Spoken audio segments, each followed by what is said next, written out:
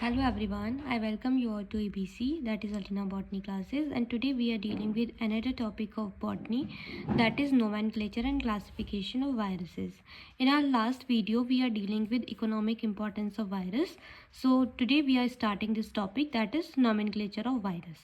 So बच्चों देखो, आज की वीडियो में नॉमेनक्लेचर पढ़ेंगे, कल वीडियो अपलोड करूँगी उसमें क्लासिफिकेशन पढ़ेंगे, क्योंकि ऐसे वीडियो लॉन्ग हो जाएगी, दैट्स वाई. सो स्टार्ट करते हैं अपना टॉपिक. तो बच्चों देखो, जो वायरोलॉजिस्ट थे, मतलब जो वायरस की स्टडी कर रहे थे, तो उन्होंने ये रियलाइज किया कि जो बाइनोमियल सिस्टम है वायरस के नॉमेनक्लेचर का, वो प्रपोज किया गया था कैरोरियस लिनेरियस के द्वारा, जो कि प्लांट वायरसेस के लिए सक्सेसफुल नहीं था.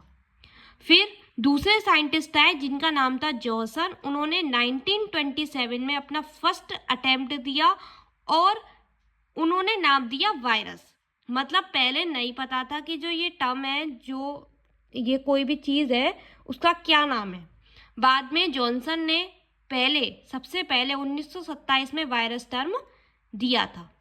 उनके अकॉर्डिंग वायरस का नाम 3 पार्ट्स में हम दे सकते हैं.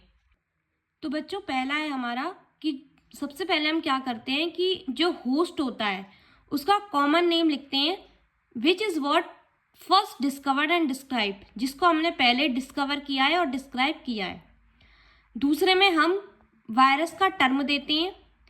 तीसरा है हमारा कि जो हम एक अरेबिक नंबर देते हैं जो कि क्रोनोलॉजिकली इंडिकेट करता है और ऑर्डर बताता है होस्ट को डिस्क्राइब करने के लिए.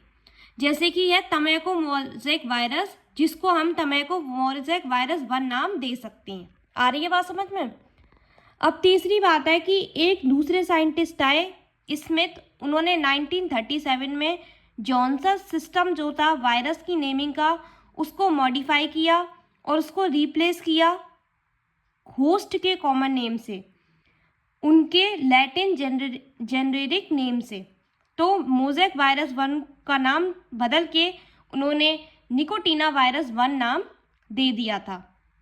देन उसके बाद 1948 में होमेस एक साइंटिस्ट आए जिन्होंने न्यू जेनरिक नेम दिया वायरस का, किसके बेसिस पे दिया, जो होस्ट प्लांट के ऊपर वायरस जो सिम्टम्स कॉज कर रहे थे उसके बेसिस पे किया. ठीक है, जहाँ पे वायरस की स्पीसीज को होस्ट प्लांट के नेम से डिराइव्ड किया जाता था. किसके द्वारा? होमलेस के द्वारा 1948 में. दूसरी चीज़ देखें तो थॉर्नबेरी जो कि दूसरे साइंटिस्ट आए, उनके अकॉर्डिंग 1968 में उन्होंने प्लांट वायरस को फाइटोवायरस बोला था. So those infecting pteridophytes was name है टेरिडोवायरस. मतलब जो टेरिडोफाइट्स को इन्फेक्ट कर रहे थे उनका नाम उन्होंने टेरिडोवायरस रख दिया. सो वायरसेस इन्फेक्टिंग ब्रायोफाइट्स, अगर वायरस ब्रायोफाइट्स को इन्फेक्ट कर रहे थे उनका नाम इन्होंने वायरोवायरस रख दिया. और ऐसे वायरस जो कि थैलोफाइट्स को इन्फेक्ट कर रहे थे उनका नाम इन्होंने थैलोवायरसेस रख दिया. मतलब जो होस्ट प्लांट को कोई ऑर्गेनिज्म डिसीज कॉज कर रहा है उसके नाम पर ही थॉर्नबेरी ने नाम दे दिया, नॉमेनक्लेचर दे दिया. सो डिफरेंट साइंटिस्ट ने डिफरेंट थ्योरी दी वायरस नॉमेनक्लेचर की, जो कि कॉम्प्लिकेटेड थी और कंफ्यूजन क्रिएट कर रही थी बच्चों. ओके, फिर इंटरनेशनल कमेटी जो थी वायरस नॉमेनक्लेचर की, वो रियो डो जेनेरियो में मीटिंग हेल्ड हुई, जिसमें ये कंक्लूड किया गया कि जो वायरस होते हैं वो डिजाइनेटेड होते हैं नॉन लीनियर बाइनोमियल सिस्टम से, और उन्होंने एक न्यू सिस्टम ऑफ नोमेनक्लेचर को दिया. किसने दिया? International committee of virus nomenclature ने. आफ्टर दैट उनके अकॉर्डिंग, मतलब international committee of virus nomenclature के अकॉर्डिंग, जो वायरस का नाम होता है उसके 2 पार्ट होते हैं. पहला पार्ट जो कि रिप्रेजेंट करता है वायरस का कॉमन नेम. ठीक है, जो वायरस का कॉमन नेम होता है उसको रिप्रेजेंट करते हैं. और जो बच्चों सेकंड पार्ट होता है उसके अंदर कोडेड इंफॉर्मेशन होती है उस वायरस की. आ रही है बात समझ में.